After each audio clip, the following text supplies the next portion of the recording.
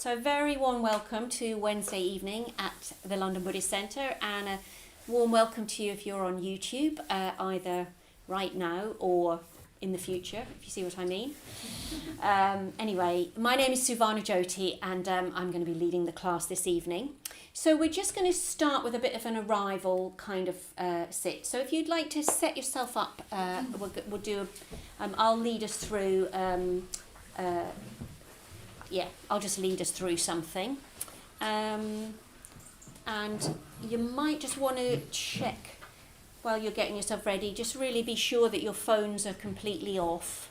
That would be great. Let's keep this as a sacred phone-free zone. There's very precious little of that in the world these days. I know I'm giving my age away. Anyway, okay. So when you're ready, just closing your eyes.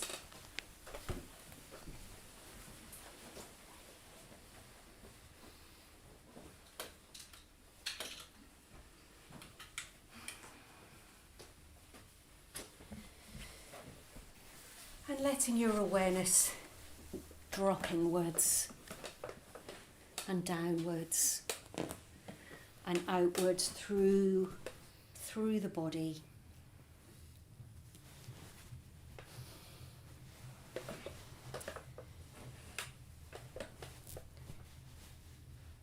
For those of us who are in London, it's been a very wet, miserable day today. So just imagining that water seeping down, as if it's seeping down through the rock. And that's your awareness seeping down through your body.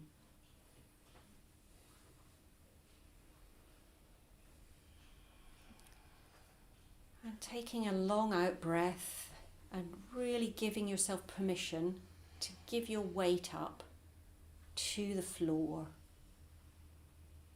And more importantly, to the living earth beneath us. So letting the earth hold you.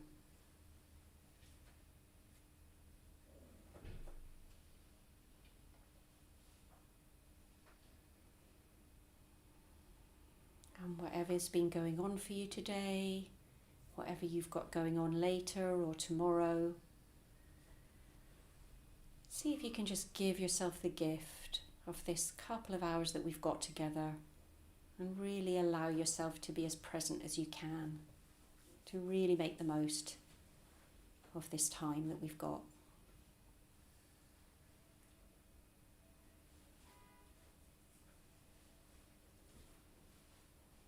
And every time your mind has other ideas about that and slips off somewhere else or pops off somewhere else or charges off somewhere else, just notice that, and you can just kind of smile to yourself and go, oh yeah, there I go. And just invite your awareness back into your body. We just keep coming home to the body over and over again.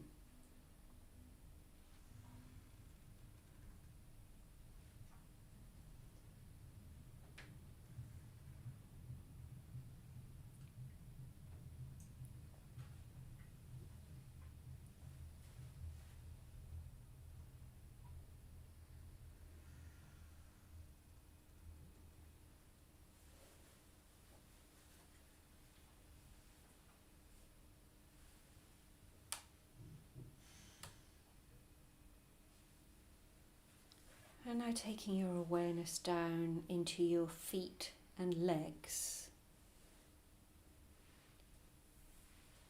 And seeing if you can really be inside them, so you're inside the experience, the felt sense. Not a sort of mental picture of your legs and feet, but the actual indescribable physical sensations.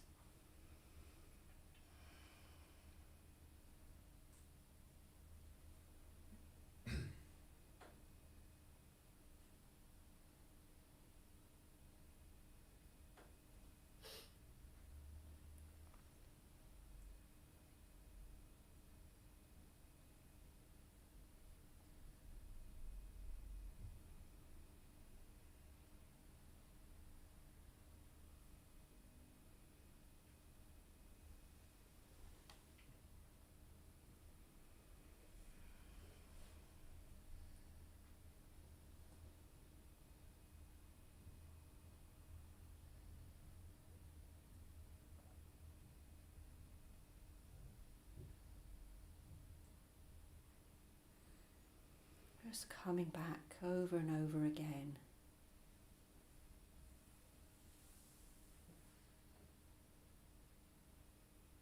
Feeling your contact with the earth through the legs and feet, and all the other sensations of temperature and touch, the muscles and the joints.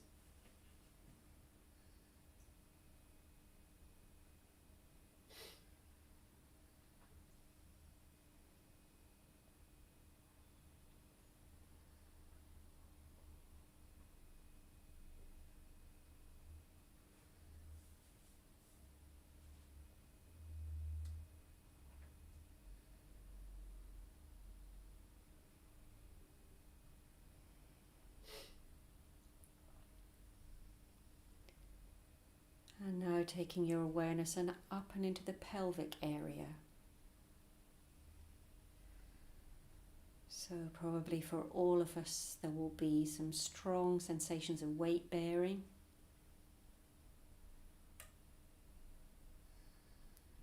And also the much more subtle sensations in the soft tissue of the lower belly, the genital area. And maybe there's a sense of an echo of breathing right down in your sitting bones. Just noticing whatever's there.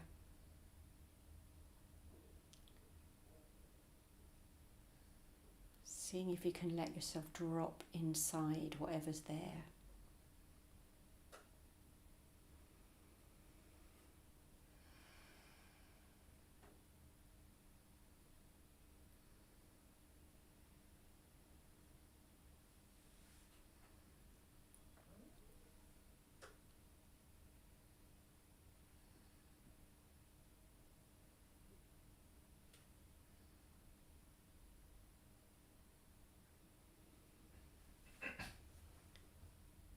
And now taking your awareness up the back and across the back till you have a sense of that whole expanse that we so often pay no attention to unless it's hurting us.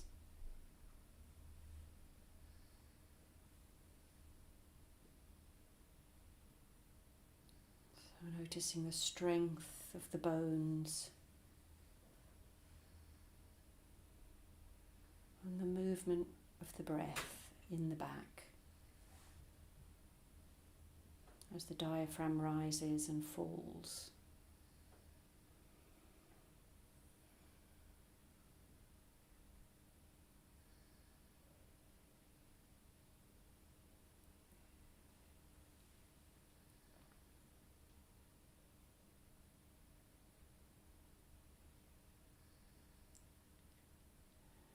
And now taking your awareness to your shoulders, arms and hands. Maybe inviting the shoulders to soften.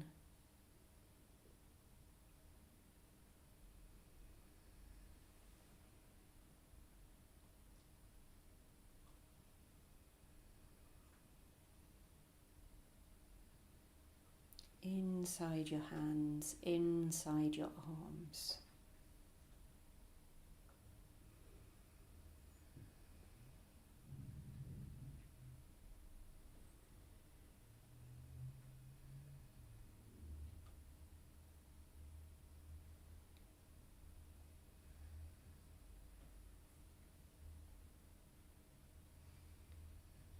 And now taking your awareness up through the neck and throat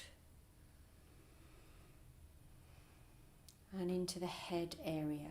So this is a physical sense of your head, not the things going on inside it, but a physical sense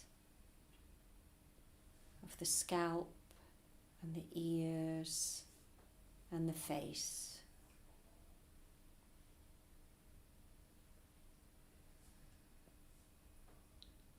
Softening the face, Softening the eyes and the jaw.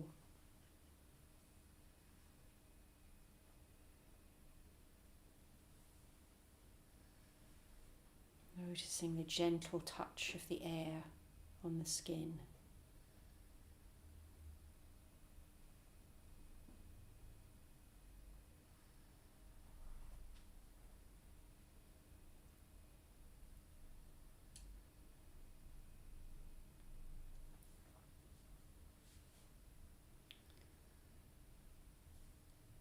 And now letting your awareness spread further and further back down through the body. So it's like you're opening the spotlight of your awareness to gradually include more and more of your physical experience.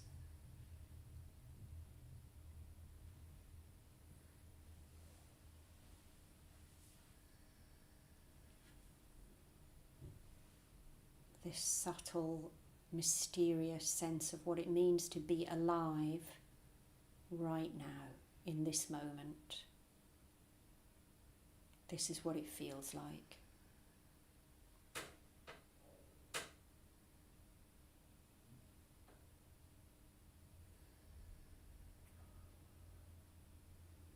And within the aliveness of the body, just allowing a sense of the breath just to come slightly to the foreground of your awareness.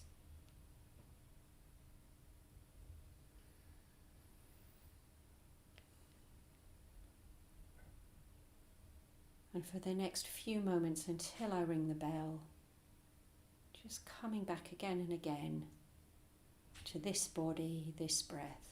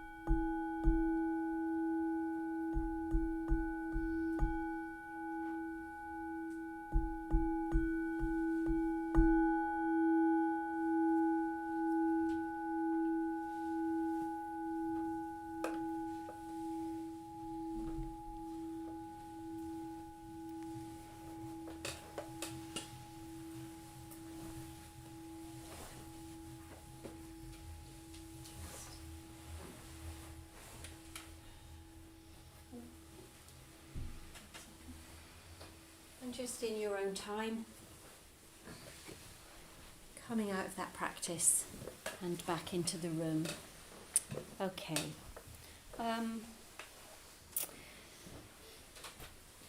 So, we're going to be doing something a little bit different this evening. We're going to carry on our theme of the Brahma Viharas, the sublime abodes that we've been working on for the last number of weeks. Don't worry if you haven't been here. Don't worry on YouTube if you haven't been here. But we're going to carry on that theme, we're going to do a bit of a sort of exploration workshop kind of thing around that this evening to really see if we can have a sense of our lived experience of some of these ideas that we've been talking about over the recent weeks. So I'm going to ask Paul just now, could you hand out, you could just pass it round. Going to pass everybody a piece of paper and a pen. If you've got your own paper and pen, you'd rather use that and you've got it on you. So if we could sort of pass those around as quickly as possible, that would be great. Yeah. Great. Yeah.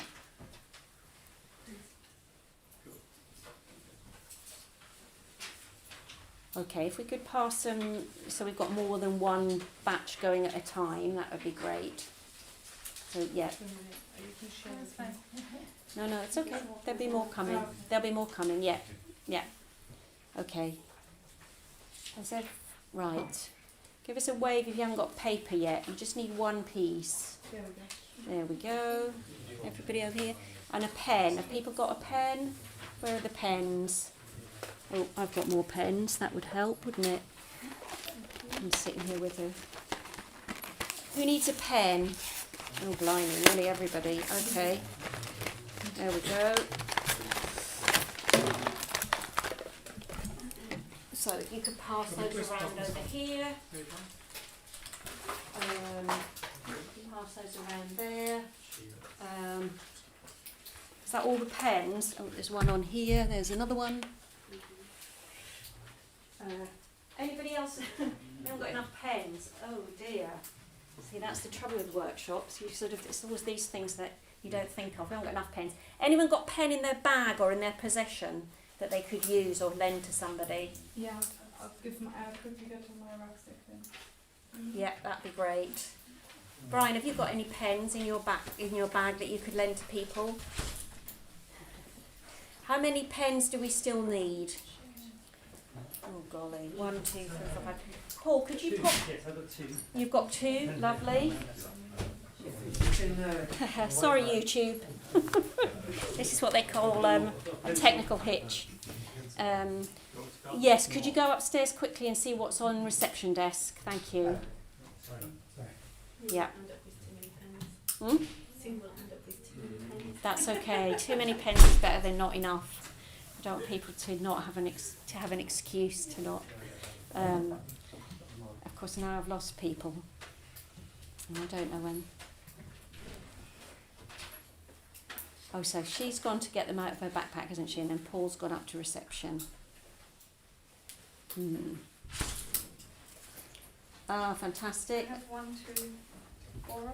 One extra one. Who needs a pen? There we go. Neighbour, there you go. Okay, hopefully that's Paul coming back with a few more.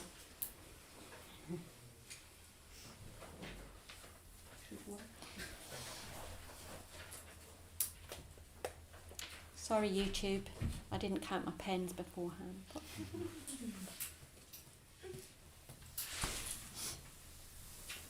Great.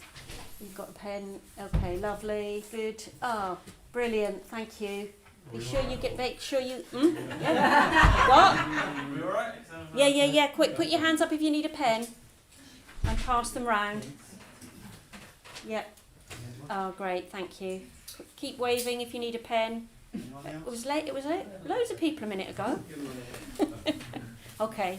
So do make sure you get someone's lent you a pen. Please do make sure you give it back to them at the end, because it is a Metta Bhavana night, so we want to be kind to each other. Great. Okay, so what we're going to do is I'm going to ask you so you're going to be writing something on this piece of paper that's totally for yourself, so you can be totally honest. I'd like you to write down a list of all the people in your life that you feel grateful to. People that have really had a positive effect, that have been a blessing in your life, even if they haven't been a 100% blessing. You know, for example, parents are an obvious example. You know, most parents do their best and give us some very positive things. Doesn't mean they're 100% perfect. So anybody in your life, just as anyone you think of down the list, obvious people, and then, you know, teachers at school, people you were friends from 20 years ago,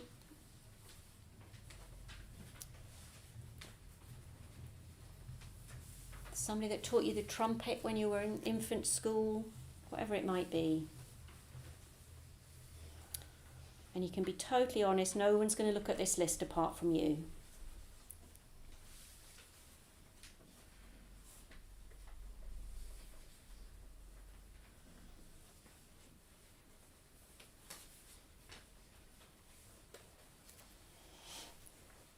and hopefully on YouTube you're doing your lists as well. David, are people are they too busy doing their lists, are they? Okay.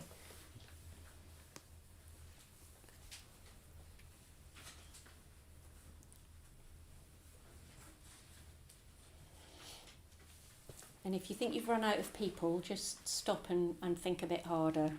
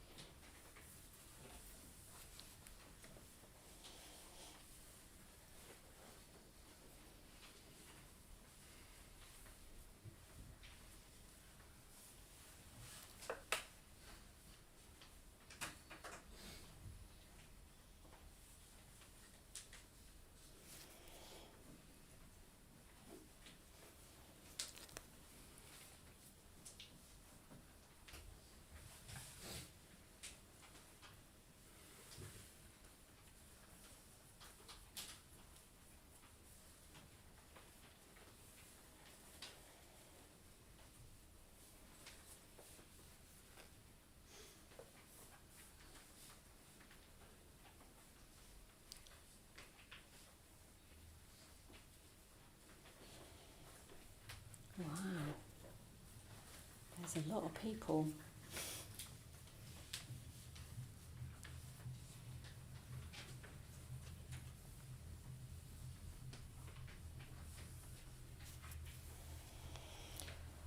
Okay, you've just got 30 seconds more.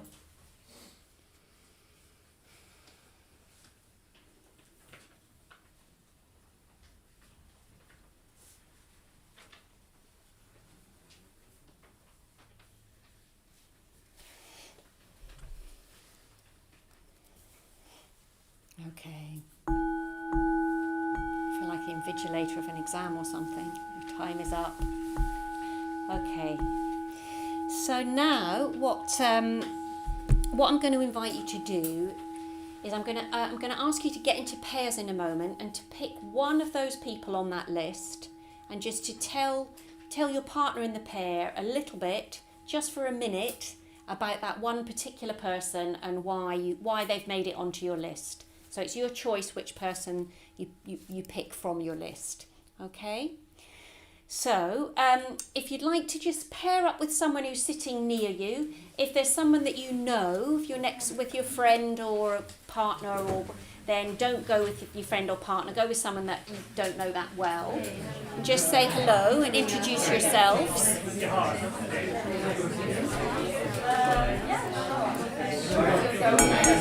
Okay, so yeah, if one of you starts, I'll ring a bell in a minute and then you can swap over, okay? And YouTube, you can...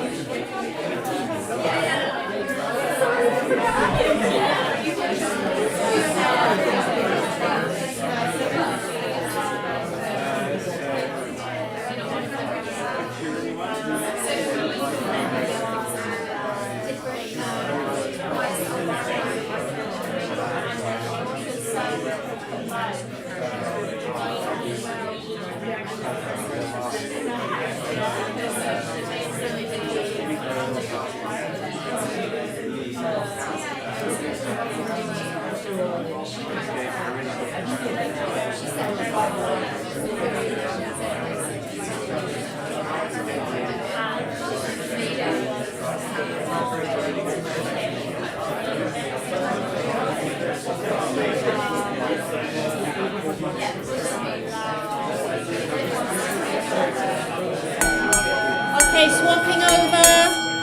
swapping over to the other person now.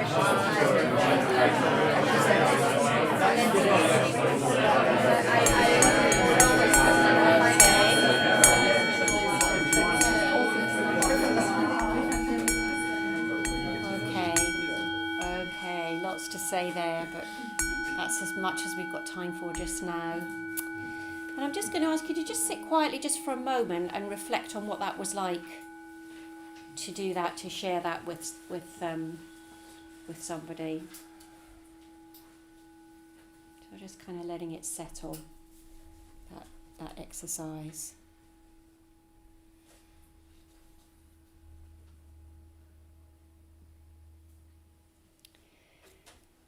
And now I'd like you to set yourselves up, and we're going to do a period of the Metta Bhavana.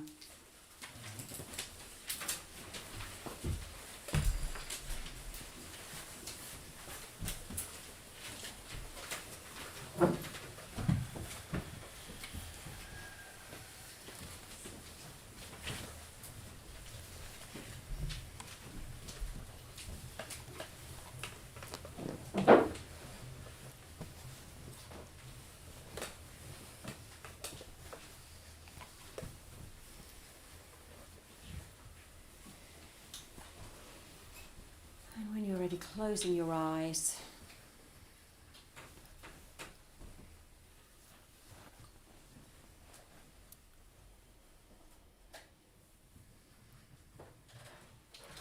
And just taking a few moments to let your awareness drop down and through your body.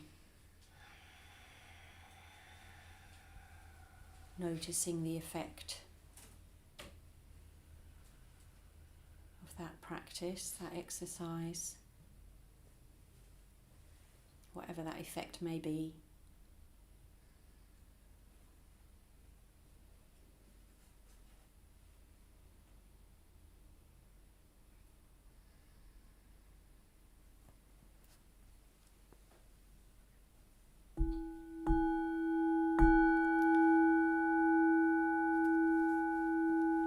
The Metta Bhavana.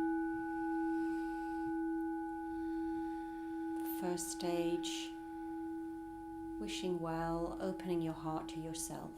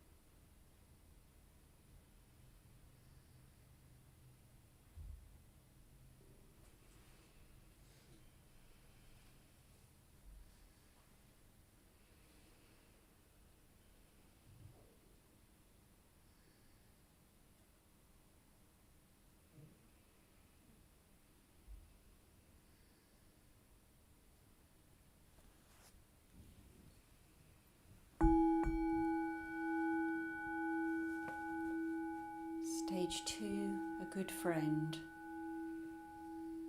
Wishing them well, opening your heart to them in whatever way works for you.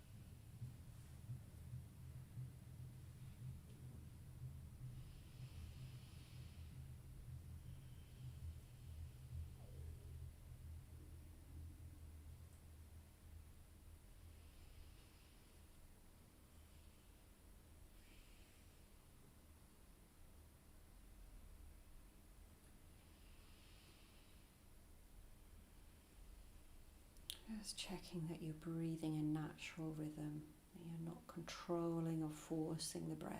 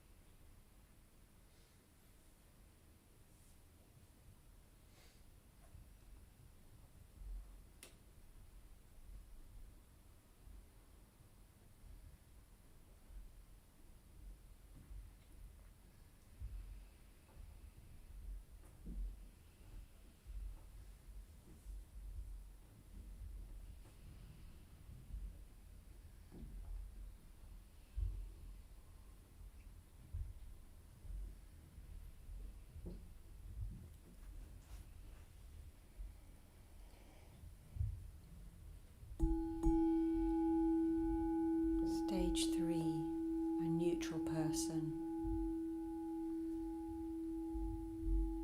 Someone you barely know.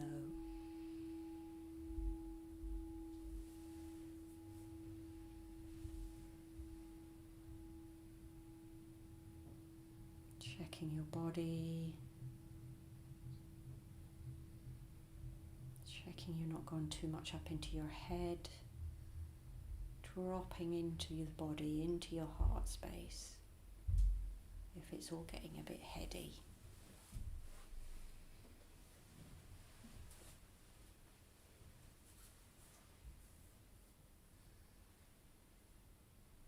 And then opening that heart space to someone you barely know.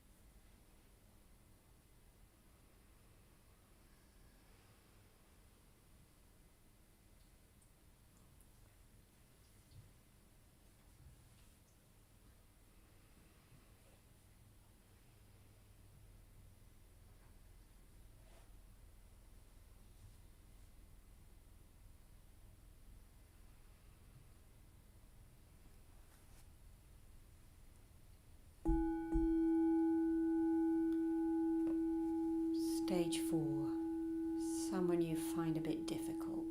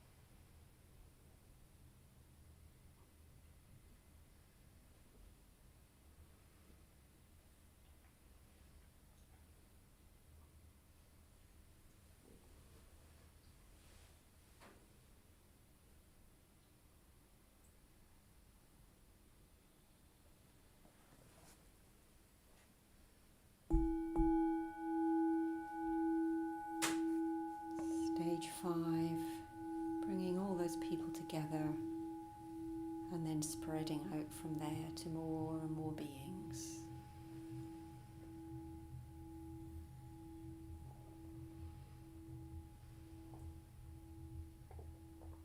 Staying in the body, in the heart, softening, opening.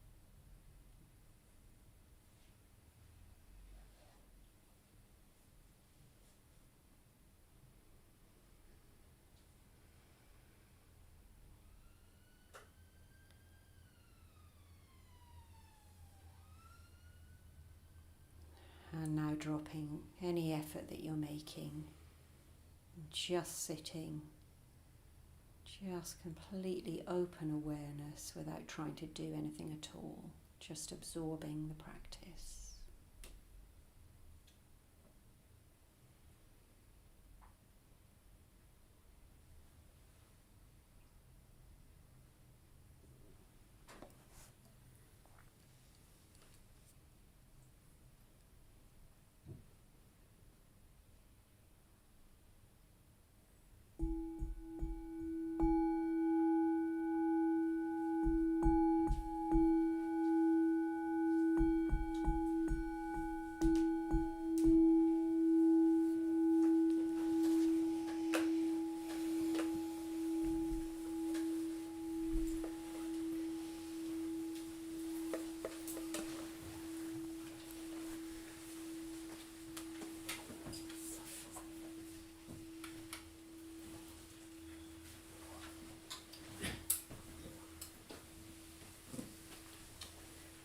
Okay, so just sitting comfortably if you want to come out of your meditation posture.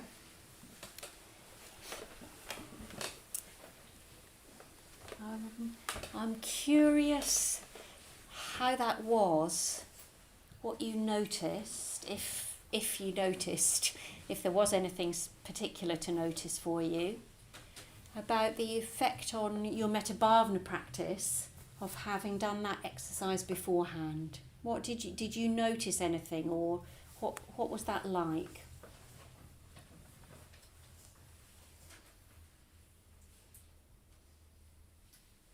I guess that I obviously, when I was thinking about my friend, I went straight to the person I wrote and spoke about, and I felt that the reaction in my body was a bit more visceral, like not in a bad way, but Okay. just stronger, I guess. Okay, so you felt more of a sense of sort of like a whole body, bit more of a whole body response rather than maybe a just sort of. I mean, that's what I'm looking for anyway when I do that meditation. I'm looking for the body response. Sure, but it Yeah, sounds like it felt a bit stronger, Yeah. and you're linking that with having done that beforehand. Okay, great. That's interesting. Anyone have a similar experience or a different experience? Yes. I think I felt more grateful, like you could open up to it more.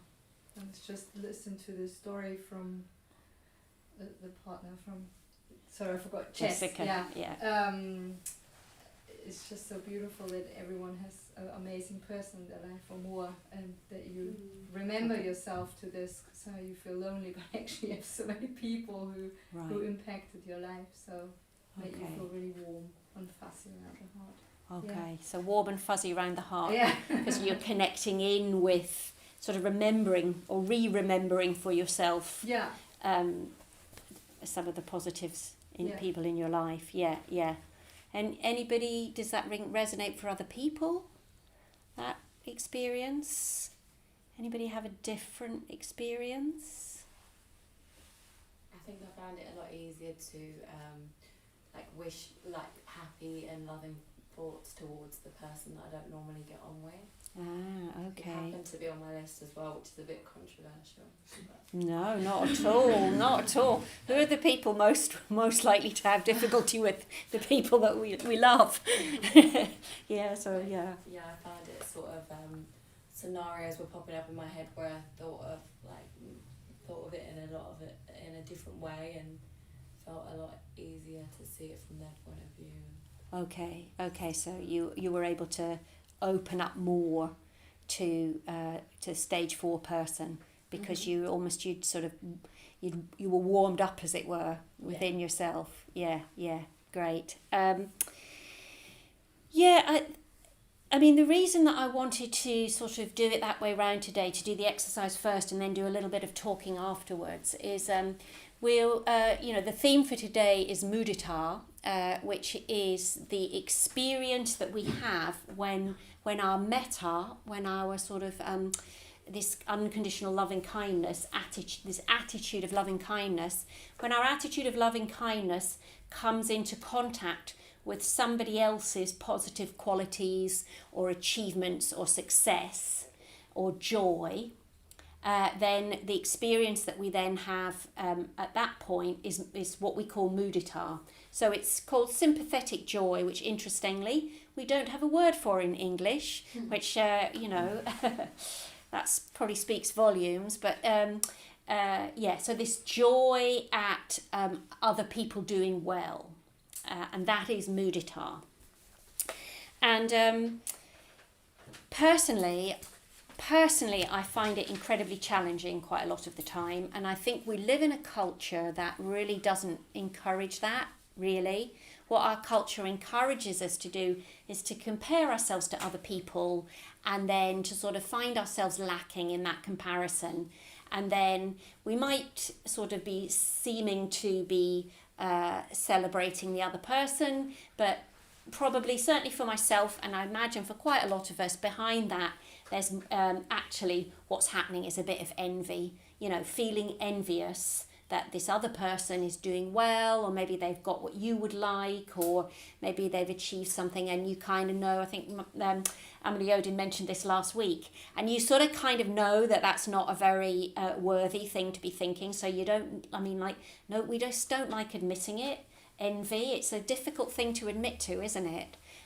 Especially if you're talking to the person that you're feeling envious of. Envy in a way is the far enemy of mudita. So if we are able to open up our heart totally, truthfully and joyfully towards somebody else's good qualities or their joy or their success, that's sort of the opposite of envy in a way. And so the reason that I wanted to do the first exercise is that I find and I believe that to the extent that I can be in contact with my own abundance, with the abundance that's in my life, with the people that have, that I'm blessed to have had in my life or still to have in my life, where if we can be in contact with our own abundance, it's then much easier to overcome a sense of envy or resentment, and to be able to wholeheartedly rejoice in someone else, and to enjoy their joy, as it were. But because we're in this culture which doesn't really encourage us to be in touch with our abundance, then we're supposed to be nice to people who are doing well, but because we're not encouraged to really feel good about ourselves and our life, we're not as open as we could be to being able to have mudita for other people. So I wanted to do that exercise first, which is a form of something which in Buddhism is called gladdening the heart. So if we can gladden our hearts, and one way to do that is by reminding ourselves of, as you were saying, reminding ourselves of, on a sort of visceral level, really, of what we have to be grateful for. Not in one of these sorts of, I remember when I was a child and, I used to be told if I was grumpy about something, I would sort of be told, oh, count your blessings. And, I used to hate it, because I just felt like it, how I was feeling was being dismissed by the other person. So I'm not talking about a sort of trite, sort of glib, kind of superficial, Pollyanna-ish count your blessings. I'm talking about actually really honestly sitting with ourselves and coming into contact, like you were saying, that sort of visceral contact with our own abundance, then enables us to then be more generous towards others when we kind of think, oh God, yeah, like exactly as you were saying, actually, because you were enjoying your own story, and then you were enjoying somebody else's story as well, weren't you? Because you felt connected to your own positive story. So that was why I wanted to start the evening with that gladdening the heart. So we're going to pause for a little tea break now.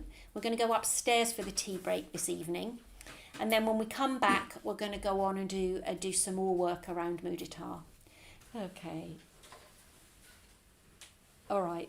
Let's make a start then, because we're we're running a wee bit late anyway. Are we back live online? Hello YouTube, welcome back. Sorry, we've yeah, a little bit longer tea break than anticipated. Okay, Paul, does that look like that's everyone? Okay. Right, so let's just I just wondered if anybody has got any other comments or questions, because just before the break we were we'd done the practice, and I was saying something about envy and connecting with our own abundance, and I just wondered if anybody had any questions arising from that, or other comments following on from that.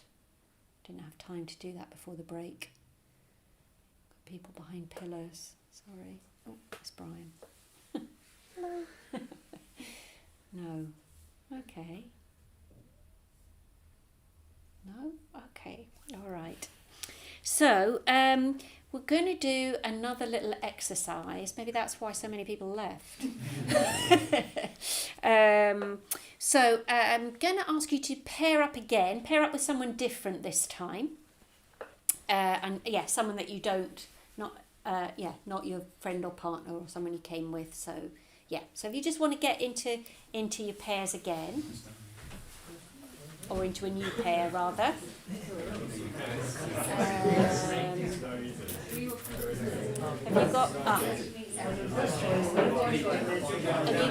Everyone got a pair? Anybody not got a pair? Paul, do you want to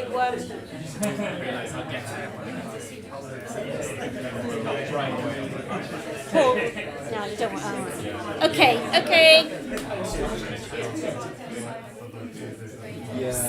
Okay, you don't know what the exercise is yet. Hang on.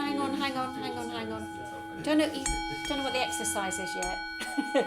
Okay, so just going to give you a couple of minutes, like a minute or two each, and I just want you to talk to your partner about. So this idea of mudita, this idea of having this sympathetic joy, this idea of where metta meets somebody else's joy or success or positive qualities, good qualities. So I'd like you to just think about somebody that you would put into your stage 2 of the Metta Bhavana. So a good friend, and talk to your partner about your mudita for that good friend. So the things about your good friend that you would rejoice in, the things that things that are going well for them, maybe talents that they've got, things they've achieved, positive qualities that they have. So you're rejoicing in your good friend from stage 2. Okay, does that make some sense? Okay, so just a minute, and then I'll ring a bell and swap over. And David will be running that online, hopefully. I was going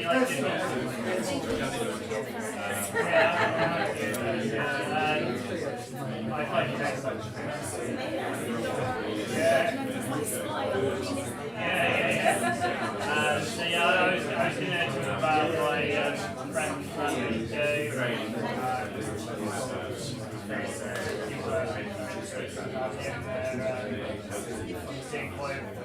my friend it's got to be good.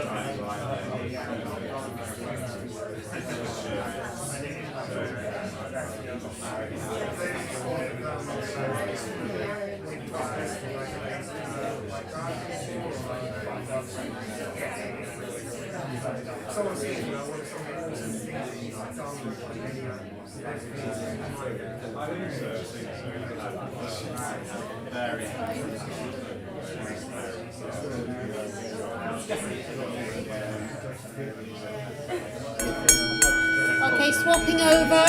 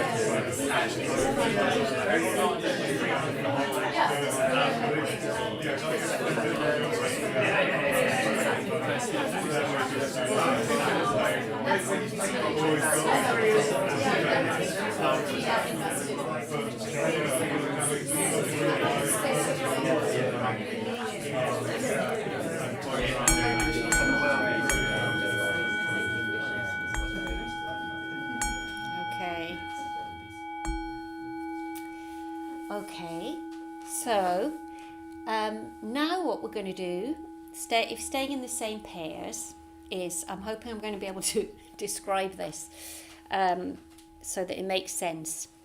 So now what I'd like you to do is think about somebody that you would put into stage 4 of the Metta Bhavana, so someone that you find difficult, and I'd like you to imagine that you are their best friend. And so that you're going to talk to your partner as their best friend, the best friend of your stage 4 person.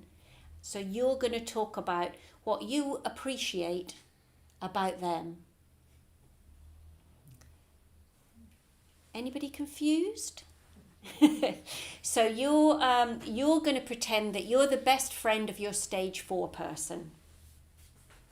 And you're going to tell your partner all the things that you appreciate about this stage 4 person, because you're their best friend. So you're going to rejoice in them, their good qualities, their successes in life, their talents, all of that stuff. Is everybody clear? David, are you clear what I'm talking about in case people on YouTube are not clear? Yeah? Okay. So there you are. Bit of an acting exercise there. So just thinking about that stage 4 person and pretending that you're their best friend. Okay? So, go. And now ring a...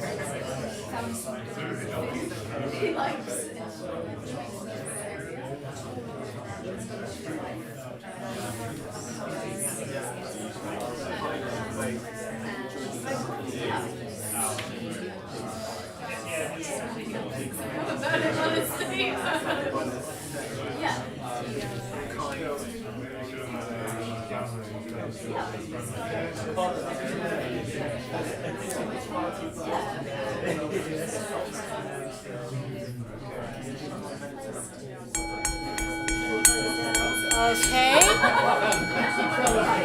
Swapping over now. Make sure you swap over.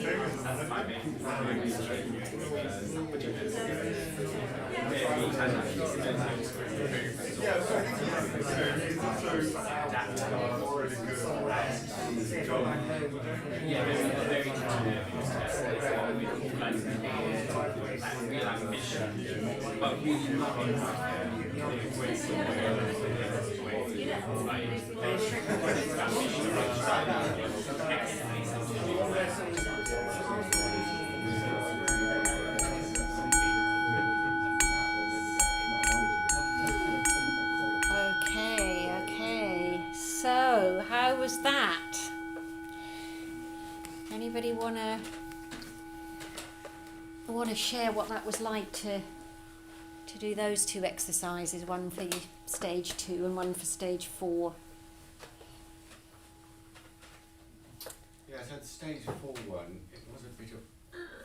Right, well, yeah, I mean, that's not surprising, is it, in some regards? But yeah. It's quite good in doing that because, even though you're kind of like doing that, it's putting me to actually feel, I suppose, warmer and... Right, so did you notice that did you manage to get into it and sort of see these qualities in this person that... So it's kind of shifting you from there to kind of like there a little bit, I suppose. Could you say a little bit more what you mean by there to well, there? you have a whole kind of set of negative images around the person that you're having difficulties with. Mm-hmm. And you kind of live in them, I do, but there's another sphere, which you're kind of generally putting over there. But yeah. That's what It's interesting, isn't it, how maybe I should say how but I'm sure probably you do as well. We do screen out. If we find someone difficult, we'll then more and more focus on the kind of negative qualities, and we will screen out that they're a fully rounded human being, and that even some of the worst people on the planet, let's not name any names at the moment, folks, but even the people that the famous people that we love to hate, somebody's their best friend. Somebody will see their good qualities. So it's about getting that much broader perspective than our own personal filter. Any other comments or reflections on that exercise? I find it really challenging to think of things to say about the person, and I think that kind of reflect on that. My understanding of this person is really that I don't hate, but I do dislike is very shallow, and actually kind of my dislike of the person is quite egocentric. Like it's not all about me and their what they cause, or the response they cause in me, and so I could really only say almost backhanded compliments really about this person because I just actually don't know anything about what drives that person. Right. And I was kind of, it's a bit pathetic to dislike somebody I don't even know. Right. Wow. So that's interesting, isn't it? So feeling, sort of really noticing your own sort of shallow knowledge about this person, and I think you said noticing how your own narrative about this person is quite ego-centered. I think that was the term you used. I think that's really important, and I think that follows on from what you were saying as well, doesn't it? Because it sort of brings us back to thinking, like, what is the purpose of the Metta Bhavana, or what of the Brahma Viharas in general? I mean, we're talking particularly about Mudita today, but the actual fundamental purpose of trying to develop, non-exclusive loving kindness is to find a way to go beyond that ego-centered perspective, that we all look at the world through our own self-view, and define people according to that and react to people according to that. And actually, the bigger perspective we can get, the more fully fleshed out somebody, we can make, another person, like you were saying about noticing their positive qualities. The bigger a perspective we can get, the more we can sort of somehow, we're less and less at the centre of things, if you like. You're kind of seeing beyond your own self-view and seeing that actually this is another complex, multi-layered being, just like I am, rather than defining them according to our wants, our preferences, what about me? Why are they not seeing things my way? Why are they doing this thing to upset me? If you notice your own inner narrative about your stage 4 person, it's probably got a lot of me in it, because that's the nature of what happens when our self closes down, and in a defensive reaction. So if you remember in the first half, people were talking about feeling more expansive and more open and more able to do the Metta Bhavana, coming from this positive kind of place in themselves. But when we're angry with someone or someone's annoying us, we close down around self, and it becomes very me. Can people sort of see that in your own experience? Does that resonate with people? Yeah, great. How are we doing for time? Okay. Oh no, that's all right. Any other? Anybody else want to make any more comments or?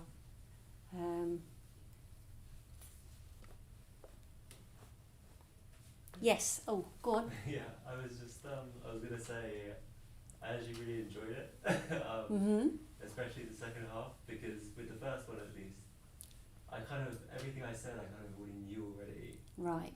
Whereas with the second one, I feel like I discovered more about the other person that I hadn't really considered. Right. So you actually had the sort of enjoyable process of seeing more layers to this person than you. Yes. Which was really nice, because there were a lot of things that I guess I'd seen or witnessed and I would have noticed them at the time. But now, I guess, coming to reflection, it was really nice to actually be able to recognise them.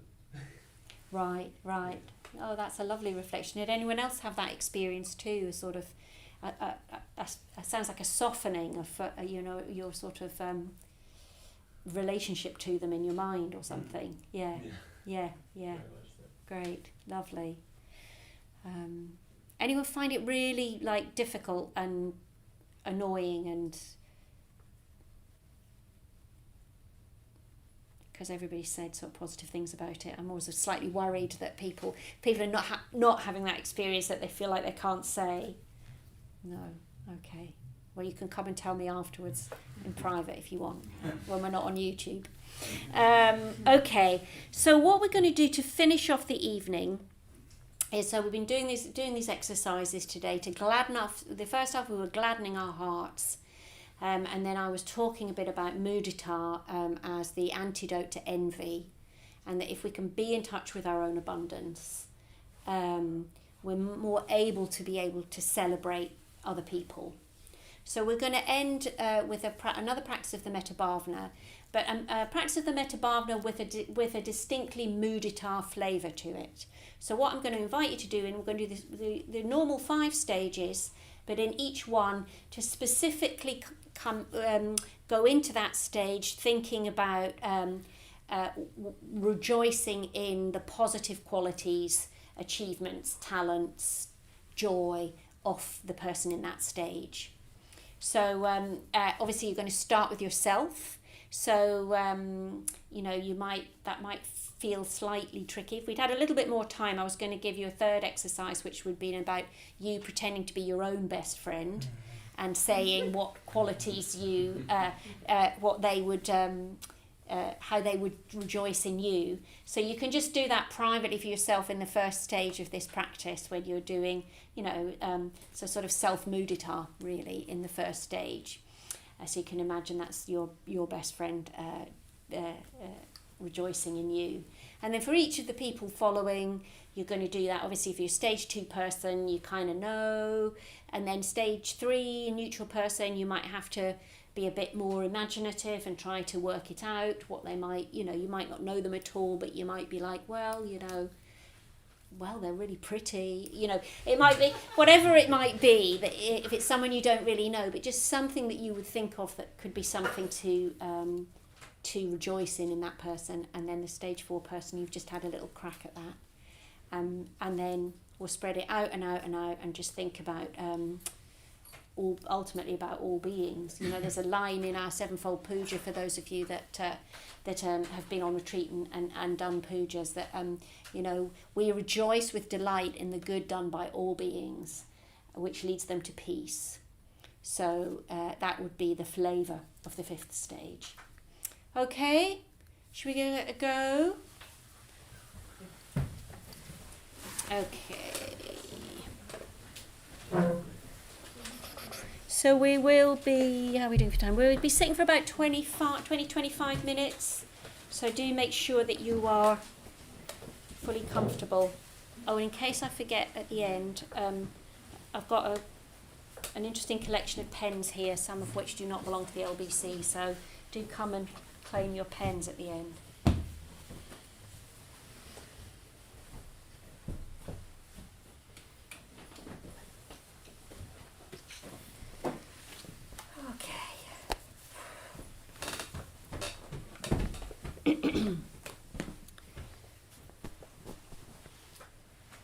So,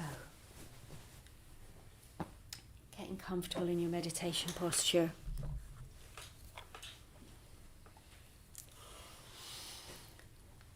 And when you're ready, closing your eyes.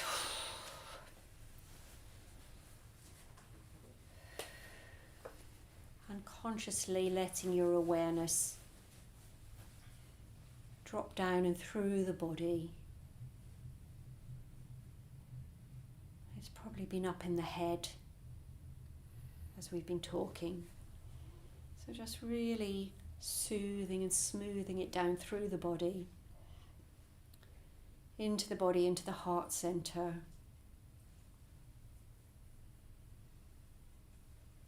And noticing your overall sense of your physical experience just now.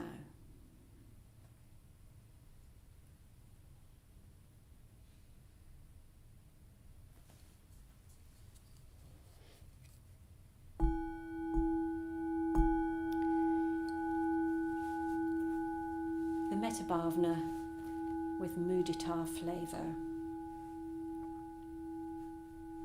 First stage, self-mudita.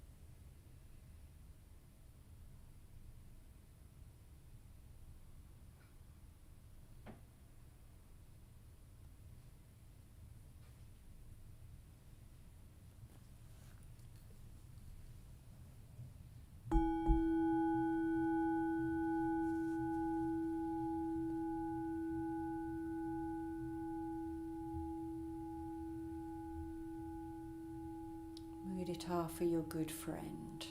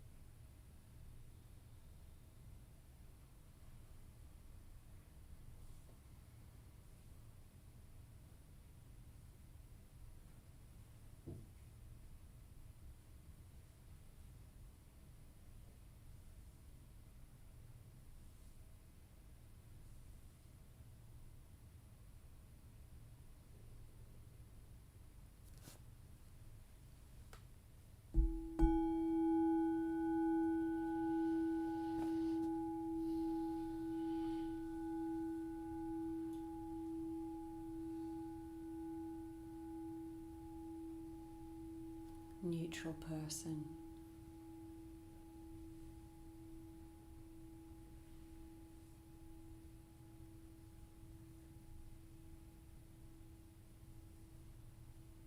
Checking you're still in your body and in your heart, not too much up in your head.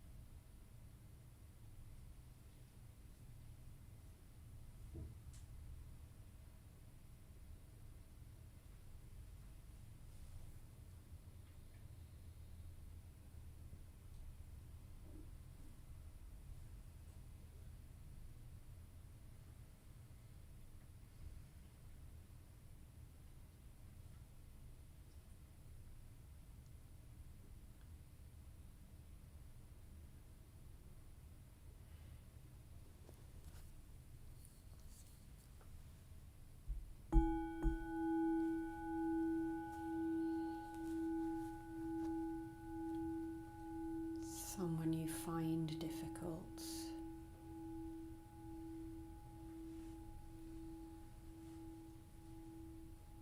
Breathing through the body, through the heart.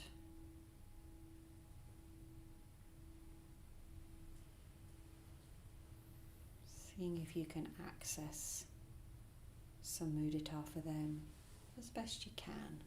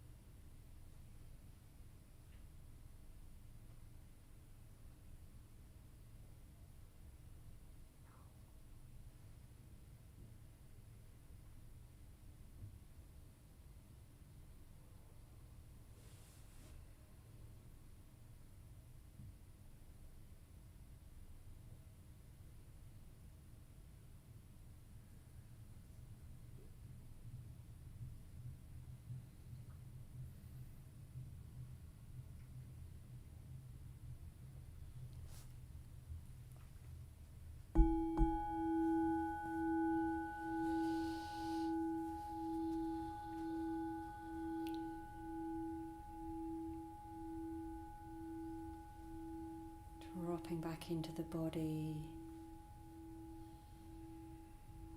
spreading the mudita across all the people so far, and then out further and further.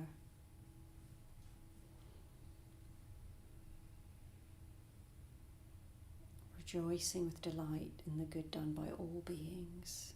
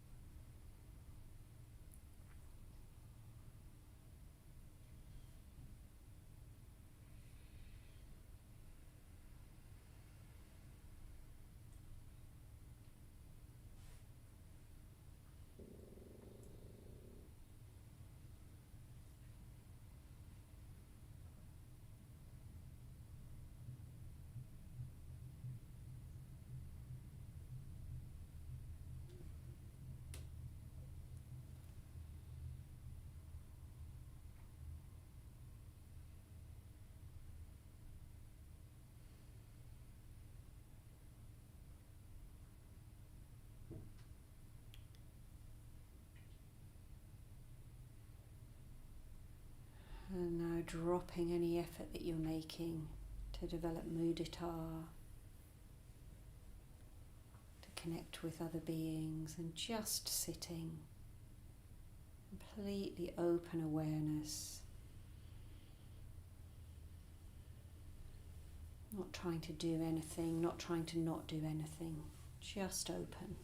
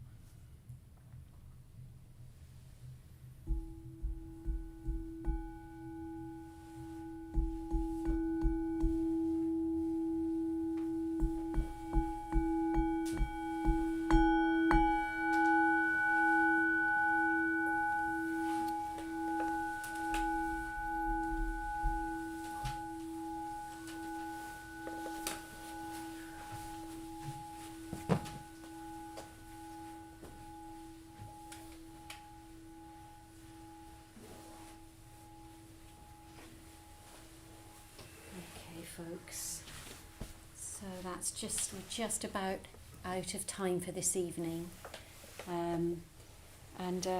just a couple of things to say briefly just before we finish. So as part of rejoicing with delight in the good done by all beings, we can also rejoice in the delight of the good done by the London Buddhist Centre.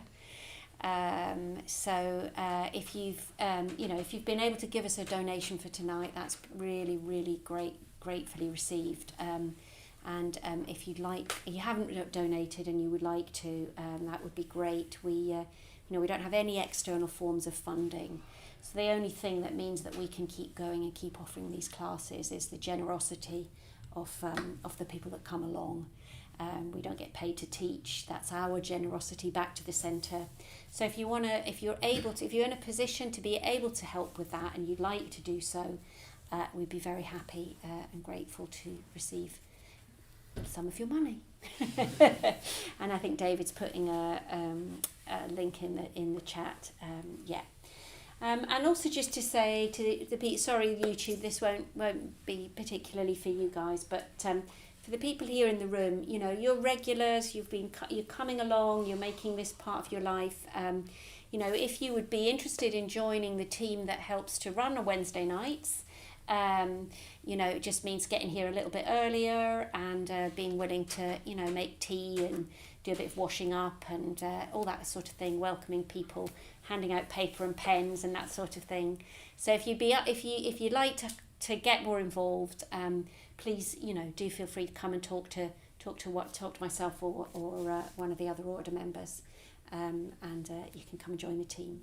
But if not, hopefully we'll see you again for the class anyway. Next week we'll be moving on to Upekkha or Upeksha, which is equanimity. So we'll be looking at the development. Somebody, won't be me, can't remember who it is. Somebody will be looking at the development of equanimity next week. So hopefully see you then. That's it. Bye-bye for now. Bye-bye YouTube. Go well.